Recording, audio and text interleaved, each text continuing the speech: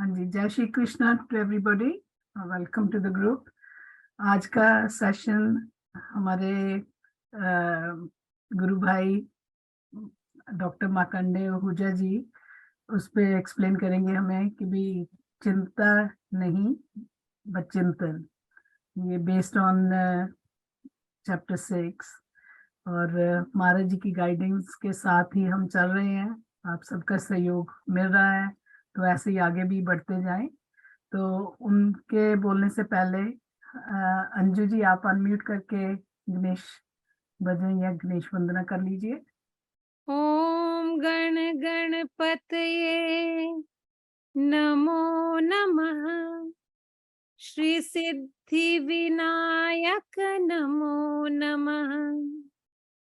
अष्ट विनायक नमो नमः। गणपति बप्पा मोरया। ओम गण गणपतये नमो नमः। श्री सिद्धि विनायक नमो नमः। अष्ट विनायक नमो नमः। गणपति बप्पा मोरया। ओम गण गणपतये नमो नमः। श्री सिद्धि विनायक नमो नमः। अष्ट विनायक नमो नमः। गणपति बप्पा मोरया। ओम गण गणपतये नमो नमः। श्री सिद्धि विनायक नमो नमः। अष्ट विनायक नमो नमः। गणपति बप्पा मोरया। ओम गण गणपतये नमो नमः। श्री सिद्धि विनायक नमो नमः। अष्ट विनायक नमो नमः। गणपति बप्पा मोरया। ओम गण गणपतये नमो नमः। श्री सिद्धि विनायक नमो नमः। अष्ट विनायक नमो नमः। गणपति बप्पा मोरया। ओम गण गणपतये नमो नमः। श्री सिद्धि विनायक नमो नमः। अष्ट विनायक नमो नमः। गणपति बप्पा मोरया। जय श्री कृष्णा जी। थैंक यू जी, जय श्री कृष्ण, बहुत ही सुंदर। Thank you Anju ji. हाँ जी, डॉक्टर साहब आप अनम्यूट कर लीजिए। तो सभी को लास्ट वीक आप सभी ने डॉक्टर साहब को लास्ट वीक सुना ही था और सबको ही बहुत अच्छा लगा था। So it's so nice of you to join us, and I hope you continue to support us and become part of us. Thank you so much. Thank Thank you. you very much, Indu ma'am, for giving me this opportunity to join this wonderful group. नहीं, सब हमारा सौभाग्य है जी कि आप अपना time दे रहे हैं हमें। अंजू जी और आप दोनों ज्वाइन कर रहे हैं। We feel very blessed and really appreciate it. Thank you. Last time the topic given by you people was who am I? But since Guruji in the end he joined and he said, okay, first you cover up the shloka 25 of 6th chapter and then go ahead with the other topic. So I'm sorry, sir, I am not covering the topic today, but I'll definitely cover the topic next week if I am given an opportunity to join you people. Definitely. But today I'll be covering the 25th shloka, and from 25th and 26th I am covering together. And 26th, the word chinta comes in 26th. So I took the topic from there and made it chinta versus chintan, or worry versus contemplation. हमारे यहाँ बड़ा commonly कहा जाता है कि चिंता चिता समान।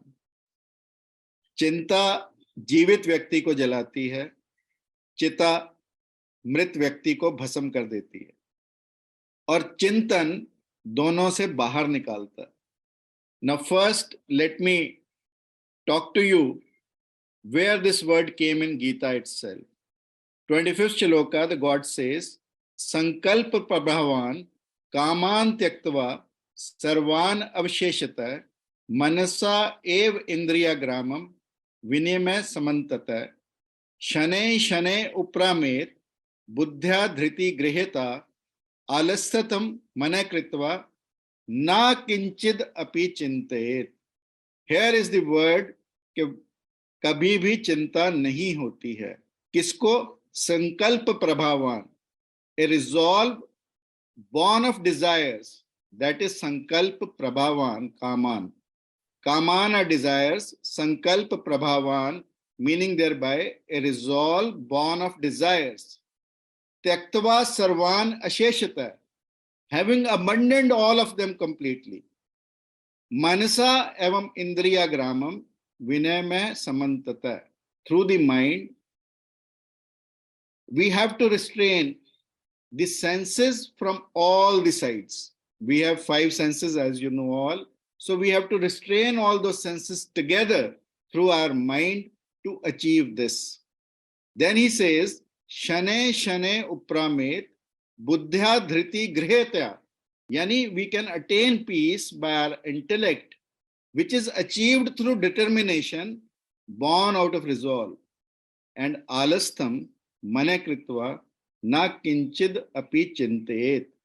If we fix it in God, alastham manakritva, yani we fix our mind in God and we do not think of anything else. That is what chintayat means. That is what chinta we have to avoid and chintan we have to start. This is the essence of this shloka, that chinta ko chhodkar हम अपने सारे desires को resolve करें और अपने Dzire से हटकर God की तरफ अपने आप को मूव करना शुरू करें. So how can we completely renounce all our desires which arise from our thoughts of the word? Naturally, if we are remaining in the word, the thoughts from the word have to come to us, and running away from them is not the solution. That is what Lord Krishna in Gita stresses, that you cannot run away. You have to be in this word, and while being in this word, having control over your mind, you can have control over your senses, and the senses can go in this desired direction. Like आंख एक instrument है देखने का. आंख से हम काम को भी देख सकते हैं, राम को भी देख सकते हैं. वही कान है, भजन भी सुन सकते हैं, गंदी बातें भी सुन सकते हैं. वही जिह्वा परमात्मा का नाम भी ले सकती है, किसी को गाली भी दे सकती है. So meaning thereby, the instruments itself are not sufficient. There's something beyond these instruments. That is the mind which is controlling all this. And the Lord Krishna in Gita says that we have to control the mind.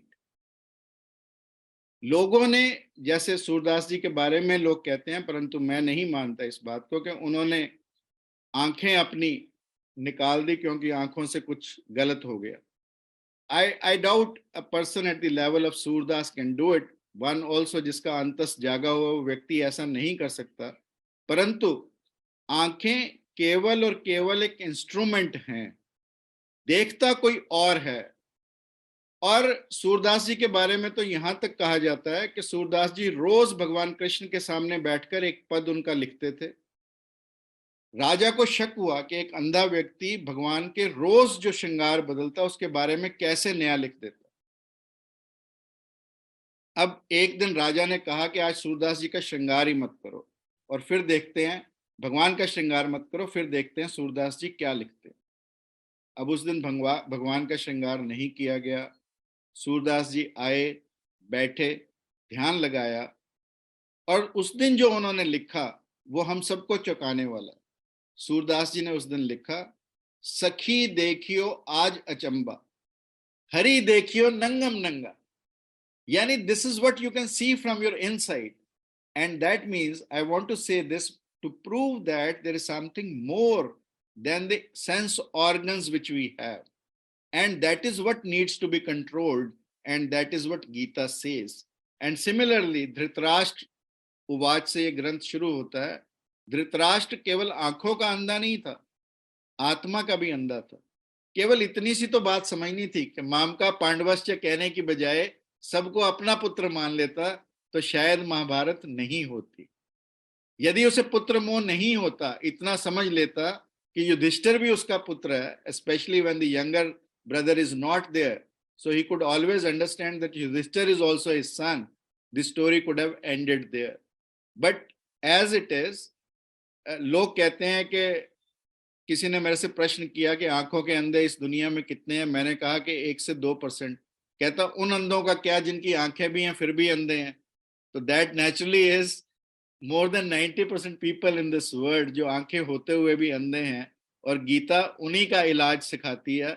और शायद मैं भी गीता में उसी dialogue को सुनकर, उसी प्रश्न को पूछकर I started searching inside, and that is how I started getting my answer, because sometimes the best operated eyes were not giving those results and the worst operated eyes were giving better results. Sometimes it happens with the surgeon that you operate very nicely, next day you are expecting a very good result and you end up nowhere, and you operate badly and next day you find everything perfect.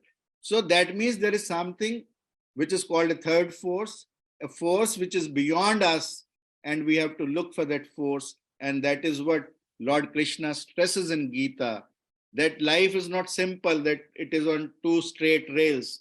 There is always a third force, and life cannot be that simple. That is why the ups and downs, the happiness, the sorrows, they come in our life. And that is what Lord Krishna says, that they will keep coming. You have to control yourself. You have to make an equipoise between sukh, dukh आए, शीत, उष्ण आए, चाहे आपको खुशी और गम आए, परंतु आपको एक सा अपने आप को बनाए रखना है। और इस श्लोक के माध्यम से 25वें और 26वें के माध्यम से भगवान कृष्ण का कहने का अभिप्राय ये है कि थॉट्स जो हमारे हैं वो इनिशियली फ्लैशेस में आते हैं। The term used for that is सफूर्णा, कि हमें एक बार आया एक आइडिया, एक थॉट आया, फिर गायब हो गया, but then the same thought starts popping up again, वो रिपीटेडली आने लगता है, और फिर धीरे धीरे वो हमारा संकल्प बन जाता है। और जैसे ही हमारा कोई संकल्प बनता है, एक संकल्प के साथ विकल्प भी साथ साथ आता है। राग आएगा तो विराग भी आएगा, सुख आएगा तो दुख भी आएगा, क्योंकि it is like a pendulum, goes from one direction to another direction. So initially there is flashes of thoughts leading on to the thoughts coming up repeatedly, which leads on to our resolve, that is called sankalp. और संकल्प के साथ हमारा विकल्प आता है।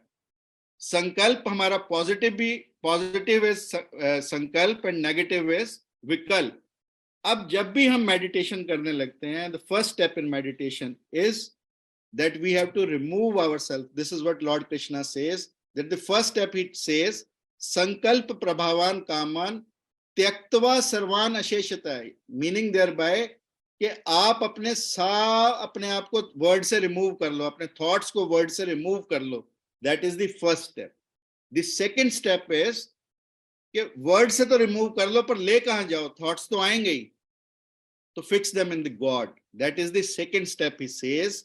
And the third step is that utilizing your intellect, buddhya dhriti grahita, you gradually cease your sensual indulgence. That is the third step. Now, first step is that you remove your all desires. Second is that you fix them in God. And third is the complete withdrawal, which is called pratyahar. आप सब लोगों ने अगर अष्टांग योग पढ़ा है तो उसमें सबसे पहले आता है यम, which are abstinences. Then comes the niyam, which are our observances. Asanas, which are taught nowadays straight away without observing yam and niyam, that is the postures. And then comes the pranayam, which is the breathing control, the breath control. Then comes the pratyahar, which is our sensual indulgence. That is complete withdrawal from the sensual indulgence, that is pratyahar. And then comes dharana, which is called concentration, and dhyan, which is called meditation, and then samadhi, which is automatic. So it is a sequence of Ashtanga Yoga, and Lord Krishna in this chapter has one by one, starting from first shloka to last shloka, has stressed upon these points itself. Initially he talks about abstinences, जो हमारे like satya, ahimsa, aste, brahmacharya, they are all abstinences. Then observances he talks about, which are our shoch, santosh, tapas, swadhyay, ishwar pranidhan. These are our observances. So we have to go in a sequence. Like these days, people jump straight onto asanas without observing these yam and niyams. It is so very important that we maintain a sequence, and the sequence starts from yam, then it is niyam, then it is asan, then it is breath control, which is called pranayam. And here we are talking about pratyahar. That is the fifth one, which we are talking today. And as the topic for today is Chinta, that means worry, and Chintan, that means contemplation. अब भगवान किसे कह रहे हैं कि चिंता छोड़, चिंतन कर? भगवान उस व्यक्ति को कह रहे हैं जिसको हमने गुडाकेश के नाम से जाना, जिस व्यक्ति ने सारी तरह की, गुडाकेश का मतलब सारी तरह की अज्ञानता पर जिस व्यक्ति ने विजय पाली, वो गुडाकेश। और उसी गुडाकेश को कहते हैं कि भगवान कृष्ण के पास एक दर्पण था जिसमें जो उनका चिंतन करता था उसका फोटो आ जाता था। एक दिन अर्जुन ने कहा कि भगवान, मैं भी वो दर्पण देखना चाहता हूं कि जो आपका चिंतन करते हैं उनके फोटो उसमें आते हैं। तो अर्जुन ने जब उस दर्पण को देखा तो उसने सोचकर तो ये देखा था कि तेरा चेहरा दिखाई देगा, परंतु दिखाई दिया शकुनी का। अब अर्जुन बड़ा हैरान हुआ कि प्रभु का चिंतन तो मैं करता हूँ रोज, और प्रभु का भक्त भी मैं सबसे बड़ा हूँ, और प्रभु मेरे सारथी भी बने मेरे कहने पर, और इस दर्पण में फोटो शकुनी का। तो भगवान ने कहा कि देख, तू तो चिंतन करता ही है, परंतु शकुनी भी मेरा रोज चिंतन करता है, 24 घंटे चिंतन करता है। वो सिर्फ ये देखने के लिए मेरा चिंतन करता है कि आज भगवान कृष्ण कौन सी चाल चलेंगे, आज भगवान कृष्ण की स्ट्रैटेजी क्या होगी, आज उनकी प्लानिंग क्या होगी। करता वो भी मेरा चिंतन है, may be in A negative fashion, but चिंतन वो भी करता है। सो चिंतन और चिंता में एक ही फर्क है कि चिंतन थॉट्स के साथ अंडरस्टैंडिंग जब ऐड हो जाती है, थॉट्स दोनों में है, चिंता में भी है, चिंतन में भी है। But when it is solution oriented thinking और thinking with understanding, it becomes चिंतन।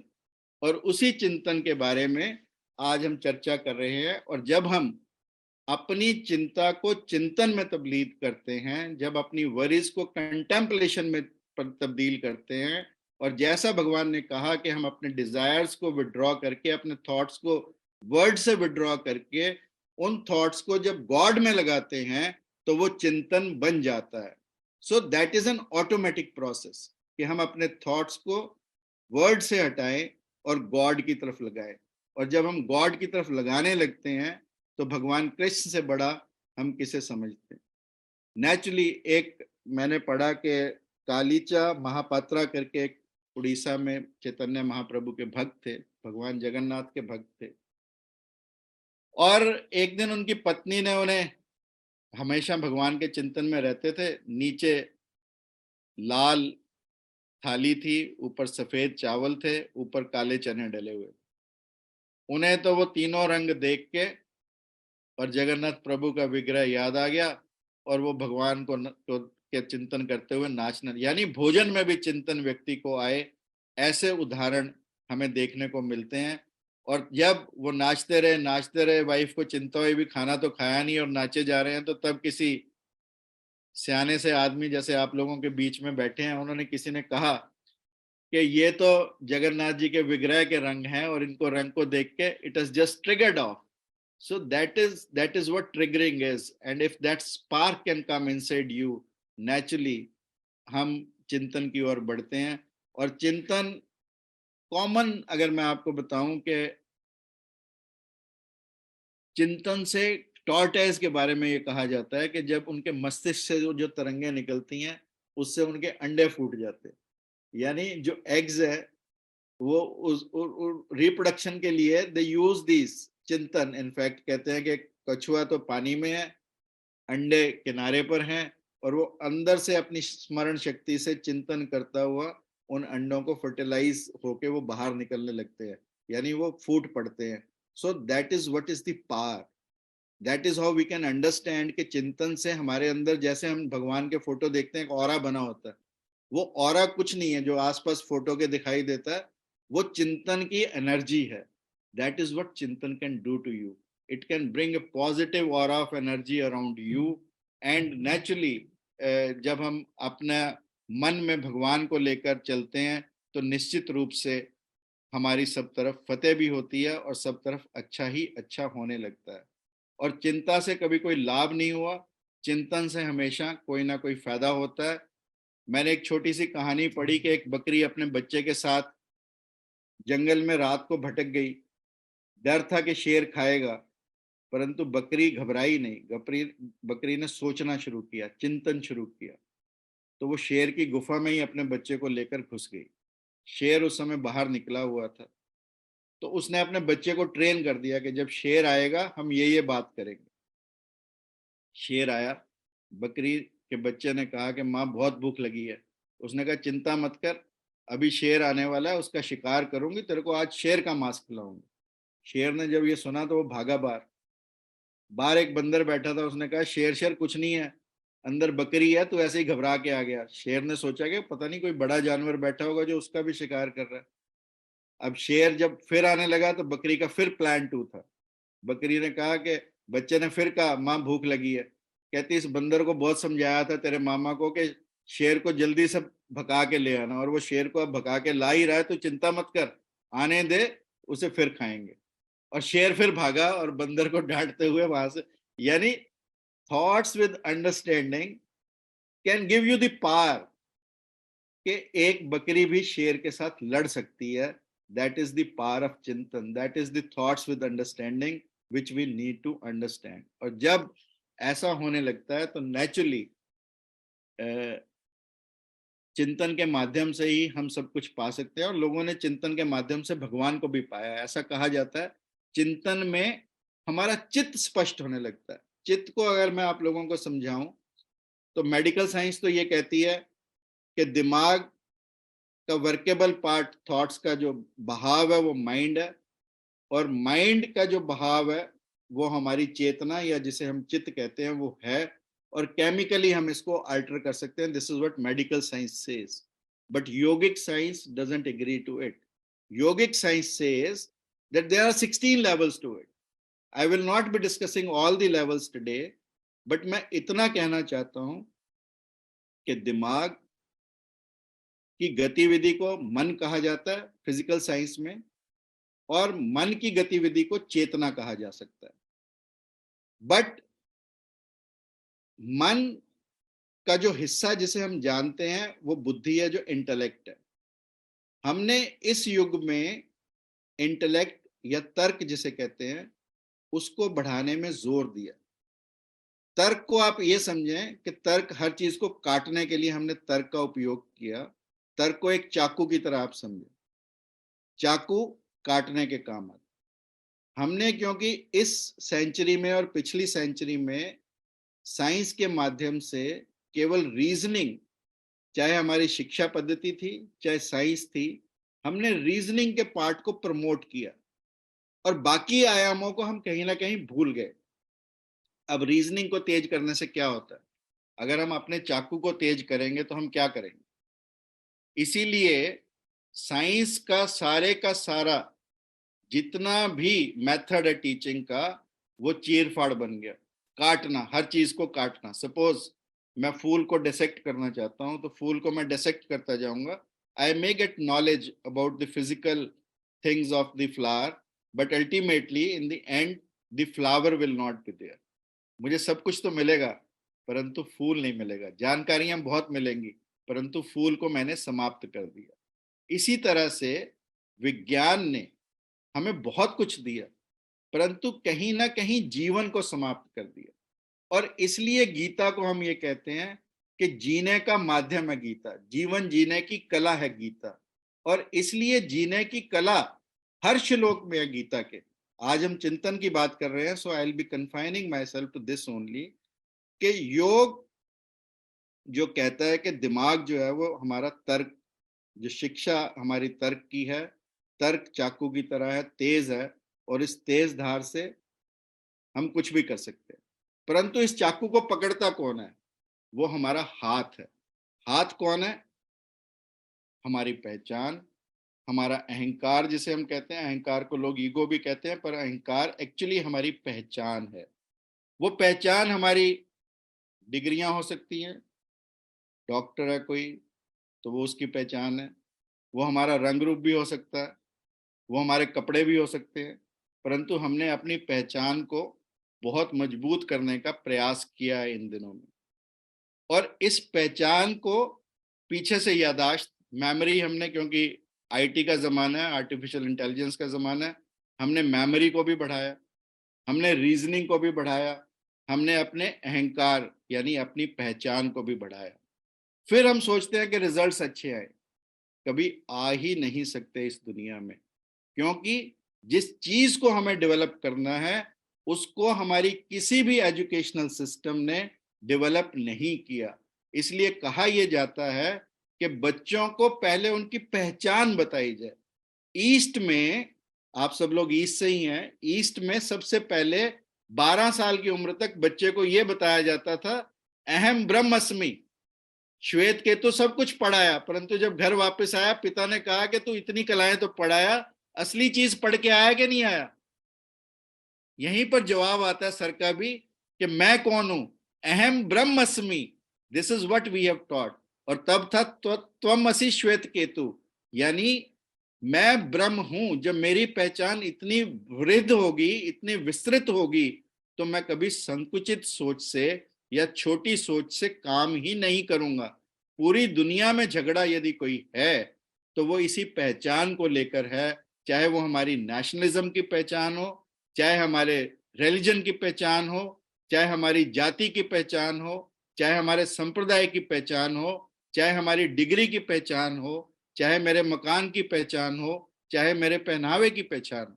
परंतु इस पहचान ने सभी झगड़े पैदा किए हैं, और इस पहचान को ही दूर करने का काम, इस पहचान को विस्तृत करने का काम, इस पहचान को बड़ा करने का काम, वृहद करने का काम हमारे ग्रंथों ने किया। और इसलिए आप सोच कर देखो कि जिस दिन हम ये सोचेंगे कि I am not an Indian, I am a universal citizen, I belong to universe, that day our thought process will change. The hardcore जो पहचान के बारे में हम अपनी हो गए हैं, that is creating the trouble in this world, and we have to be very very careful, and that is what Gita says कि अपनी पहचान। इसीलिए भगवान कृष्ण ने अर्जुन को अपना विराट रूप दिखाया। उन्होंने ये कहा कि सब कुछ मैं हूं और तू भी वही कुछ हो सकता है। And that is what Swami Vivekananda also in his Chicago lecture says कि हम प्रत्येक व्यक्ति में मानव से महामानव बनने की क्षमता है, और शिक्षा का उद्देश्य भी यही है और यही होना भी चाहिए। और इसलिए हमारे यहाँ पर टीचिंग अहम ब्रह्मस्मि की पहचान के बाद शुरू होती थी, और वो टीचिंग पूरी मानवता के काम आती थी, पूरी मानवता में वसुदेव कुटुंबकम का भाव पैदा करती थी, पूरी मानवता में समानता का भाव पैदा करती थी, समरसता का भाव पैदा करती थी, और यही चिंतन का विषय है। और जिस दिन हम ऐसा चिंतन करने लगेंगे, उस दिन निश्चित रूप से हम सभी चिंताओं से दूर हो जाएंगे, और हम सब एकत्रित होते हैं गुरु के लिए। और वो गुरु का काम क्या है? गुरु का काम ही यही है कि हमें वही दर्पण दिखाना जो भगवान कृष्ण अर्जुन को दिखा रहे थे। और एक्चुअली में एक स्टोरी भी ऐसी है कि एक प्रेग्नेंट शेरनी थी, लॉयनेस थी प्रेग्नेंट, वो एक पहाड़ से दूसरे पहाड़ पे कूद रही थी, and in between the delivery happened. The child which was born out of that lioness fell into a herd, जो बकरियों का झुंड था उसमें गिर गया। अब वो बकरियों के झुंड में पला, बड़ा शेर का बच्चा था, परंतु बकरियों के झुंड में रहा तो घास ही खाए, बकरियों की तरह ही मिमियाए। एक दिन एक किसी बूढ़े शेर की निगाह उस शेर का बच्चा जो बकरियों में रह रहा था बकरियों की तरह, उस पर पड़ी। शेर उसे देखकर भागा, वो बच्चा भी भागा, और अंत में उस बूढ़े शेर ने उस शेर के बच्चे को पकड़ ही लिया और एक तालाब के पास ले जाकर, उसने कुछ नहीं किया, तालाब के पास ले गया, और बूढ़े शेर ने जोर से हुंकार लगाई। और जैसे ही बूढ़े शेर ने जोर से हुंकार लगाई, रोर किया, ये छोटा बच्चा भी जो बकरियों में आज तक रह रहा था और बकरी समझ रहा था, उसकी भी हुंकार निकल गई। उस बूढ़े शेर ने क्या किया? सिर्फ उसको पानी में ले जाकर उसका प्रतिबिंब दिखाया कि तू शेर है, तू बकरी नहीं है। और यही काम हमारे गुरु करते हैं कि हमें बताते हैं कि हम मानव नहीं, हम भी महामानव बनने की क्षमता रखते हैं।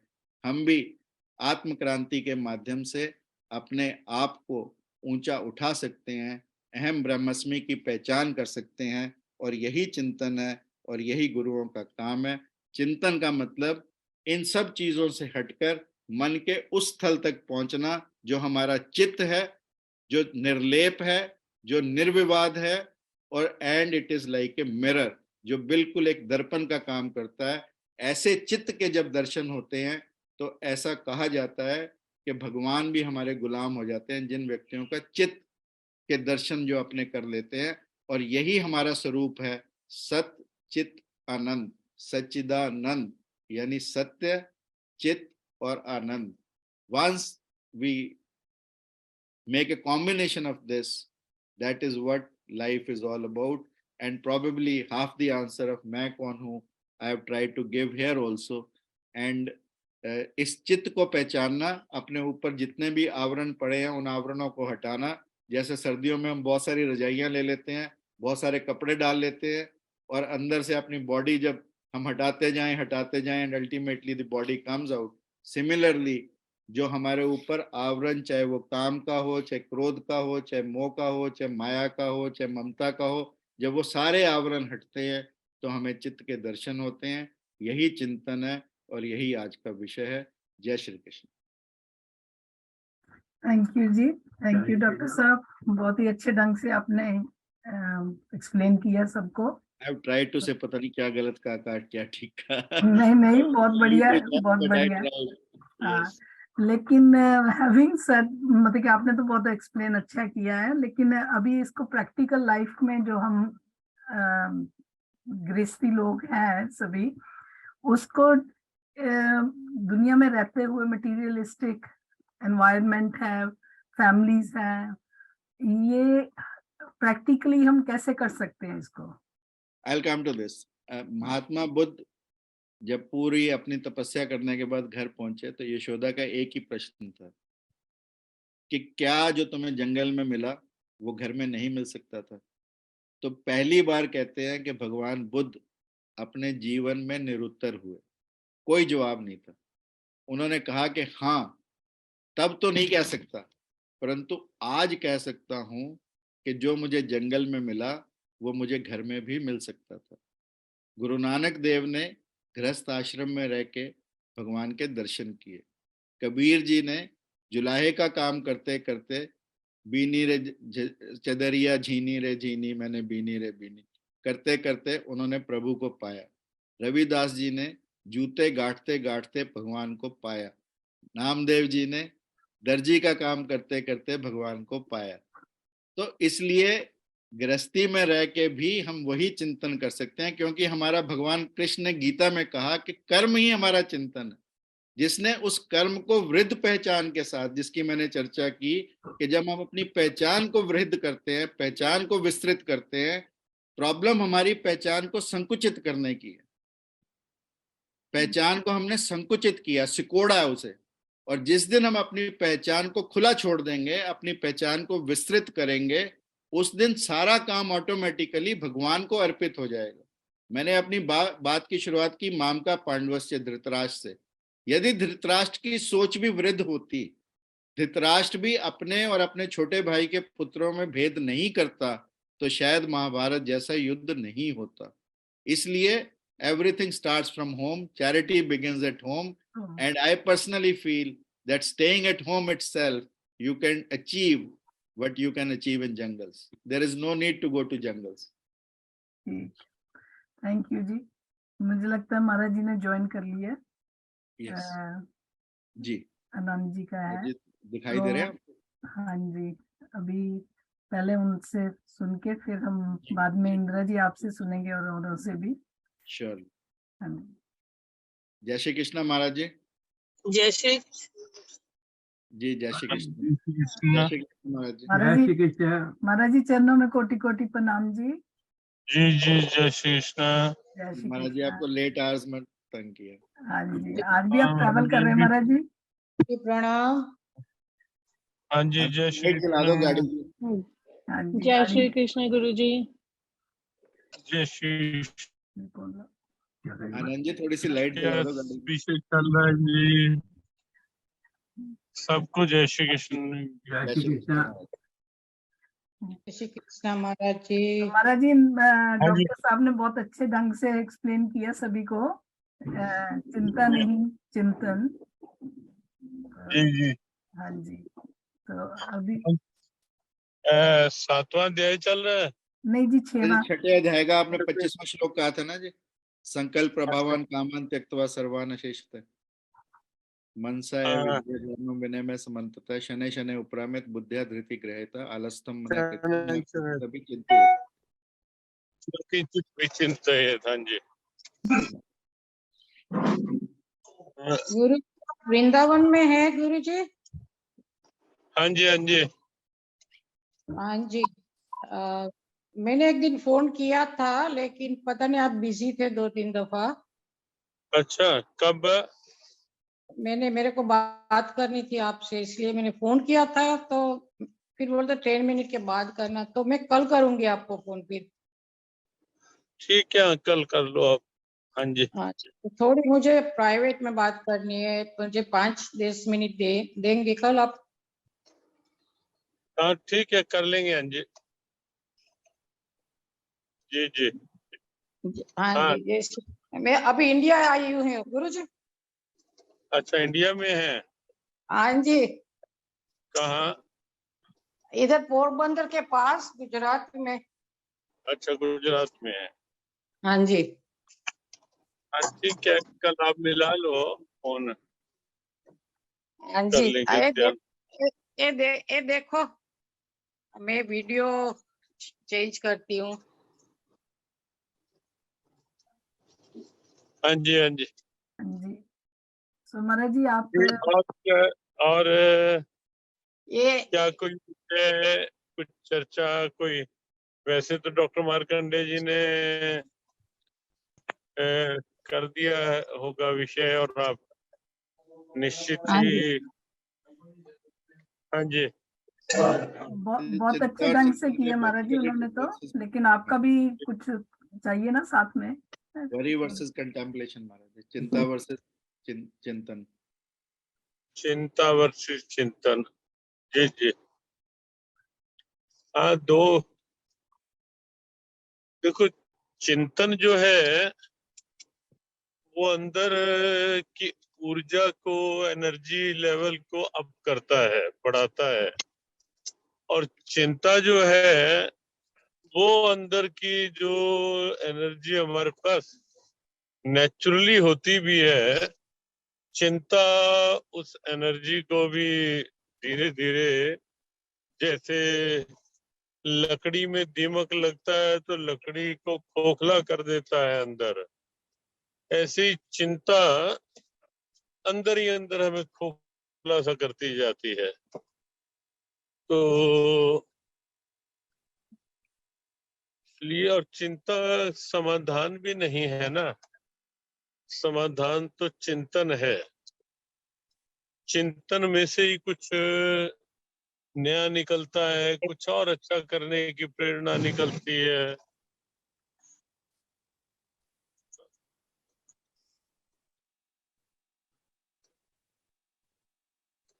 और एक आगे यहाँ जो इस श्लोक में है, न किंचित अपि चिंतयेत।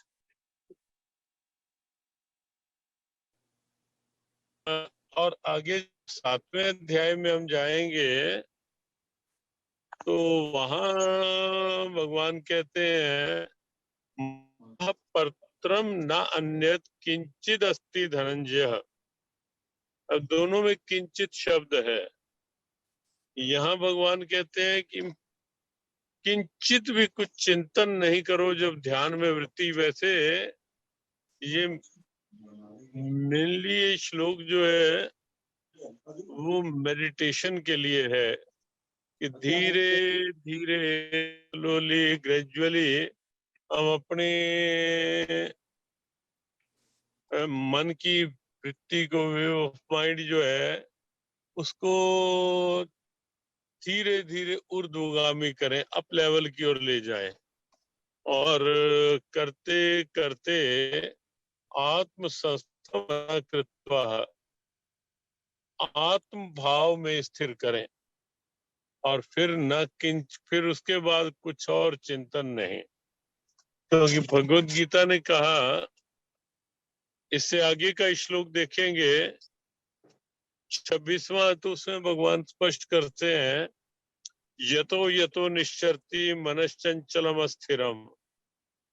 ये चंचल मन अर्जुन जहां जहां भी जाता है, ततस ततो नियम्येतद आत्मन्येवशम नियत, वहां वहां तू इसे ईश्वरीय दर्शन करवा, क्योंकि ऐसा कोई कण है ही नहीं जहां ईश्वर नहीं, ऐसा कोई क्षण नहीं जब वो नहीं। तो इसीलिए मत्ता परत्रम न अन्यत किंचित अस्ति धनंजय, किंचित भी नहीं है परमात्मा के अतिरिक्त कुछ, इसलिए किंचित भी कोई और चिंतन नहीं। चिंतन में परमात्मा, व्यवहार में संसार। बस अंतिम बात कह के कि संसार जो है वो हमारे अंदर प्रवेश ना करे, बाहर व्यवहार में रहे, और अंदर मन में प्रभु का चिंतन रहे। अब फिर आगे इसको और करेंगे, आज अभी इतना ही। थैंक यू महाराज जी। तो अगले वीक महाराज जी कौन सा टॉपिक लें? बस 7वें अध्याय में ही आ जाओ, 7वें का ये 7वां श्लोक ही ले लो, मत्ता परत्रम न अन्यत। ठीक है महाराज जी। जी, थैंक यू महाराज जी, आपका जय- बहुत बहुत धन्यवाद। जय श्री जय श्री कृष्ण। सातवें अध्याय का 7वां श्लोक महाराज जी। जी, 7वें अध्याय का 7वां श्लोक। प्रणाम महाराज जी। ठीक है जी। अच्छा जी। जय श्री कृष्ण महाराज जी। जय श्री कृष्ण जी। जय श्री कृष्ण। जय श्री कृष्ण जी। जय श्री कृष्ण। जय श्री कृष्ण। थैंक यू जी। चलो बहुत अच्छा, भाई अगले वीक का भी हो गया 7वें का 7वां श्लोक, 7वें चैप्टर का। तो हाँ जी इंद्र जी, आप सबसे पहले कुछ बोलना चाहते हैं, तो उसके बाद फिर ओपन टू। हमारा जो टॉपिक था वो तो चिंता और चिंतन पर था, पर मैं थोड़ा सा जो भी कहूंगी वो गीता से बाहर बिल्कुल नहीं होगा। एक तो सबसे पहले डॉक्टर साहब आपका अनेकों धन्यवाद कि हमने 2 साल से ऊपर हो गया, हमने इसका अध्ययन किया, अनुवाद किया, भावार्थ भी किए। मगर भावार्थ जो होते हैं ना, अनुवाद करना आसान है, भावार्थ ढूंढना बड़ा मुश्किल है। उसके लिए बड़ा सोचना पड़ता है। सोच सोच के कुछ एक उदाहरण भी दिए, और जहां समझ ना आए यही सोचा कि एक महान ग्रंथ में कहा गया है तो सच ही होगा, उस पर ही यकीन करना इंसान हमारा एक कर्तव्य सा बन जाता है।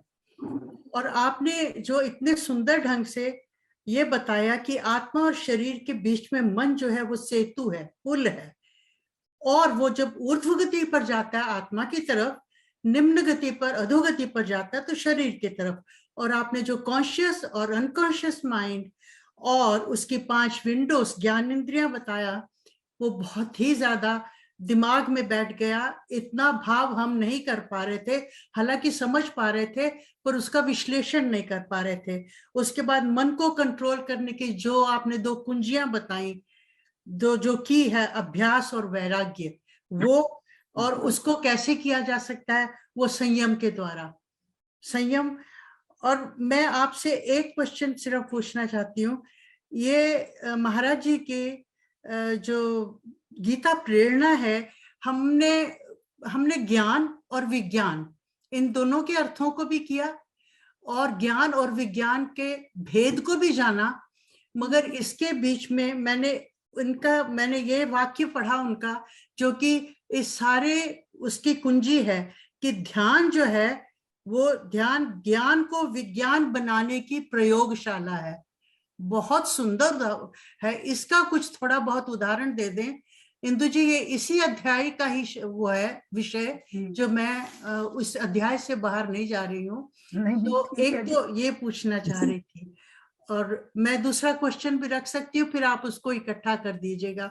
दूसरा, यूट्यूब पर आपको मैंने सुना, उसमें जो शिक्षा की पद्धति बताई, वो भी मैं गीता से बाहर नहीं जा रही, उसमें जो आपने शिक्षा की परिभाषा बताई, सबकॉन्शियस माइंड और कॉन्शियस माइंड का बताया, और आध्यात्म का अभाव जो हो रहा है, वो आध्यात्म के अभाव की वजह से पाश्चात्य ने हालांकि भौतिक धरातल पर बहुत कुछ पाया, परंतु आध्यात्म के अभाव के कारण मानसिक जो है रोग, मानसिक असंतुलन वहां पर बढ़ गया, और वही अब भारत में आ रहा है। ये भी गीता का ही एक विषय है, आध्यात्म गीता का बहुत बड़ा विषय है। इसलिए मैंने इस चीज को समझने का प्रयत्न किया, और मैंने सोचा कि आपसे ये पूछूं। और एक आपने ऑफलाइन और ऑनलाइन का बताया, जो हम आपसे ये सब ज्ञान प्राप्त कर रहे हैं, ये एक उपनिषद की तरह है, ये ऑफलाइन है, ऑनलाइन नहीं है। ऑनलाइन तो हमने पहले पढ़ा, जिसका हमने अनुवाद किया सब कुछ। मेरा ख्याल है जो हम आपसे अब ज्ञान ले रहे हैं, ये इतना ब्रॉड है, इतना वास्ट है, इसको मैं ऑफलाइन कह सकती हूँ। आपका इन तीनों चीजों के बारे में क्या विचार है? वैसे तो ये पूरे पूरे टॉपिक्स हैं, और अपने शब्दों में थोड़ा थोड़ा बता दीजिए। It is very very difficult, but still देखो, सबसे पहले तो we have to differentiate between ज्ञान विज्ञान पे जाने से पहले इंफॉर्मेशन और नॉलेज के बारे में हमें फर्क पता लगना चाहिए। इंफॉर्मेशन आजकल बहुत है, टच ऑफ द बटन पे है। आपने भी कहा कि आप लोगों ने काफी इंफॉर्मेशन इकट्ठी की, और इंफॉर्मेशन होनी भी चाहिए, इंफॉर्मेशन इंपॉर्टेंट भी है, बट इंफॉर्मेशन से ज्यादा इंपॉर्टेंट मैं समझता हूं कि हमें सोर्स पता लगना चाहिए भी, हमारे अंदर जो नॉलेज का सोर्स है वो कहाँ है। मैंने एक छोटी सी स्टोरी पढ़ी, इफ टाइम परमिट्स मैं उस स्टोरी को आपको बता के I will explain what is the difference between information, knowledge and wisdom, and then we can come to ज्ञान विज्ञान। कि देयर वाज ए फिलोसोफर, उसके मन में आया कि राजस्थान के लोगों को इंग्लैंड ले जाए। वो उनको इंग्लैंड ले गया, जिन दिनों में आपके यहाँ सर्दी नहीं होती, और जाके उसने होटल में ठहरा दिया और उनको कह दिया कि कल लंदन आई देखने चलेंगे, लंदन ब्रिज देखने चलेंगे, बिग बैंग देखने चलेंगे। सारा उसने रोस्टर उन्हें दे दिया, और सुबह कहा भी 10 बजे होटल की लॉबी में आ जाना नाश्ता करके, और फिर चलेंगे। 10 बजे ही वो सरप्राइज कि कोई भी नीचे नहीं आया, नाश्ता भी किसी ने नहीं किया। 11 बज गए, 12 बज गए, 1 बजा, तो वो ऊपर गया देखने रूम्स में। उसने देखा सब नहा रहे। अब राजस्थान के आदमी हैं, पानी कभी मिला नहीं, पानी देखा होटल के बाथरूम में तो नहा रहे हैं, नहाते ही रहे। अब उसने कहा कि चलो आज का दिन तो भाई बस गई टूर वाली, अगले दिन चलेंगे। अगले दिन फिर नहीं आए, तीसरे दिन भी नहीं आए, 7 दिन पूरे हो गए, वो बंदे नहाते रहे। अब 7वें दिन जब उसने कहा भी आज प्लेन छूट जाएगा, आज टाइम पे आ जाना, वो फिर ना आए, तो वो फिर ऊपर गया। And he was surprised to see कि वो बंदे टूटियां खोल रहे हैं, टैप्स खोल रहे हैं। उसने कहा भी टूटियां क्यों खोल रहे हो? कहते भी अपने घर जाके भी तो नहाएंगे। अब इन बेचारों को कौन बताए कि टूटियों से पानी नहीं आता, पानी का सोर्स टैंक कहीं और है, टूटियां are only instrument. So the knowledge is within us, and this is what the philosophers have repeatedly said. Like Sir Aurobindo said that there is divinity in every child, and the purpose of education is to take out that divinity. Swami Vivekananda ने कहा कि हम सबके अंदर क्षमता है, जैसे मैंने कहा मानव से महामानव बनने की, हम सबके अंदर सुप्त शक्तियां हैं, और शिक्षा का उद्देश्य है उन सुप्त शक्तियों को जागृत करना। सुप्त शक्तियों को जागृत जब किया जाए तो हमारे अंदर भी इतना भंडार है, ऊर्जा का भी भंडार है, और ऊर्जा का इतना भंडार है, चाहे वो आदमी जिसमें काम भरा, क्रोध भरा, उसी में ऊर्जा है कि वो करुणा अपने अंदर पैदा कर सके, उसी के अंदर ऊर्जा है कि वो अपने अंदर राम पैदा कर सके, क्योंकि जब तक हमारे अंदर ऊर्जा नहीं होगी, ऊर्जा को निकलना है। और now it depends upon our intellect कि हमारे अंदर विवेक कितना है कि हम उस ऊर्जा को कहाँ कन्वर्ट कर सकते हैं। सेम ऊर्जा जो क्रोध में उपयोग होती है वही करुणा में उपयोग होती है। सेम ऊर्जा जो काम में उपयोग होती है वो राम में उपयोग होती है। So therefore we have to channelise our body. And if you read an autobiography of a yogi by Swami Yoganand, I think it's a complete book which tells that body is like a transmitter, and whatever energy, the cosmic energy, we can utilize for our growth also, our development also. और ज्ञान विज्ञान में सिर्फ इतना ही भेद है कि विज्ञान एक विशेष तरह का ज्ञान है और ज्ञान हमें उन ऊंचाइयों तक ले जा सकता है कि हम परमात्मा बन सकते हैं, अहम ब्रह्मस्मि तक जा सकते हैं। परंतु विज्ञान तोड़ने की कला है, ज्ञान जोड़ने की कला है। विज्ञान, जैसा मैंने आज भी कहा अपने उद्बोधन में, कि विज्ञान काटता चला जाता है, विज्ञान टुकड़े टुकड़े करने में बिलीव करता है, जबकि योग और गीता जोड़ने में बिलीव करते हैं। आत्मा और परमात्मा के मिलन में विज्ञान वहां तक पहुंचा ही नहीं। Even the psychologists of the West, they have reached up to only the level of मन, only psych तक पहुंचे हैं, and that is why they have taught about psychoanalysis. They have never talked about psychosynthesis, which is the Indian tradition. So therefore, हमें जोड़ने की तरफ ले जाना है, और यदि हमें जोड़ने की तरफ ले जाना है तो जैसा मैंने कहा कि हमें अपने अंदर की तरफ जाना है, हमें अपने बाहर की तरफ नहीं जाना। बाहर की जानकारियां बहुत हैं, ज्ञान हमें हमारे अंदर की खोज कराता है, विज्ञान बाहर की खोज कराता है। सो that is the basic difference, कि जब हम अपने अंदर की यात्रा करते हैं, और अंदर की यात्रा की बात जब भी मैंने लास्ट टाइम सुनाया था क्या कि एक व्यक्ति 3 चश्मे लेकर आया मेरे पास। जी जी सुनाया था। हाँ, तो ये चौथा चश्मा ज्ञान है, 3 चश्मे विज्ञान के हैं। दिस इज द डिफरेंस, कि विज्ञान बाहर की चीजें हैं, ज्ञान भीतर की है, और भीतर के बारे में जानना इज वेरी इंपॉर्टेंट। और वहीं कहीं ना कहीं हम चूके हैं कि हमने अपने भीतर को छोड़ दिया। और चाहे एवोल्यूशन चार्ल्स डार्विन ने दिया, आप अगर जो हमारे योगी हुए हैं उनका एवोल्यूशन पढ़ेंगे तो, और जो हमारे 10 अवतार हैं वो भी एवोल्यूशनरी प्रॉपर है, जो कि ये 200 साल पुराना है, वो 10,000 साल पुराना है। So we need to think कि हम जा कहाँ रहे हैं, एंड दैट इज द चिंतन जो आज का विषय है, कि हमें ये सोचना है कि where are we heading, and that is very important. And once we decide where are we heading, the things will start changing for us. Very interesting. हाँ जी, मैं आपसे बोलना चाह रहे हैं। जी, मैं कुछ पूछना चाहती हूँ। हाँ जी, सबसे पहले तो डॉक्टर साहब आपका बहुत बहुत धन्यवाद। आपने बहुत अच्छी तरह से में सारा एक्सप्लेन किया, हम आपके बहुत ऋणी हैं। थोड़ा सा ज्ञान और विज्ञान के बारे में मैं आपसे पूछना समझना चाहती हूँ।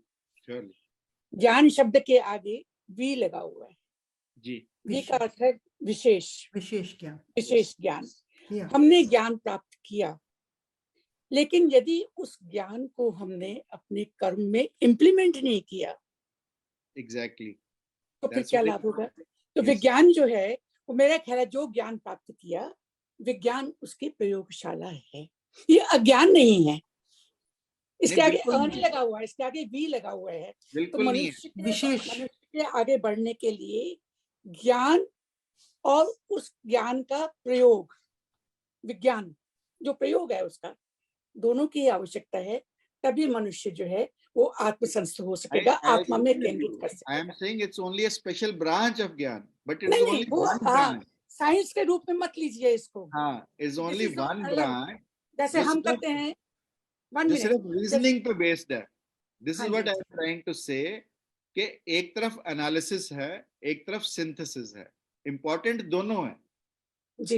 लेकिन श्री कृष्ण ने मेरे मुताबिक, जो थोड़ा बहुत मैंने पढ़ा है, उसके मुताबिक उन्होंने ज्ञान और विज्ञान दोनों की आवश्यकता बताई है, क्योंकि जिस ज्ञान को हमने अर्जित किया, यदि उसका हम प्रयोग कर लेते हैं तो फिर वो विज्ञान बन जाता है, विशेष ज्ञान हो जाता है, विशेष ज्ञान हो जाता है, उसकी अनुभूति हो जाती है।